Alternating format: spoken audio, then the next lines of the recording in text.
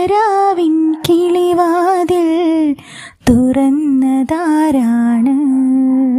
വിളക്ക് വയ്ക്കും താരകളോ വിരിഞ്ഞ പൂവുകളോ? ഒരു നേരറിഞ്ഞു പറയാൻ ഈ രാവു തന്നെ മതിയോ? മിഴികൊണ്ട് നമ്മൾ തമ്മിൽ മൊഴിയുന്ന വാക്ക് മതിയോ? വസന്തരാവിൻ കിളിവാതിൽ തുറന്നതാരാണ്?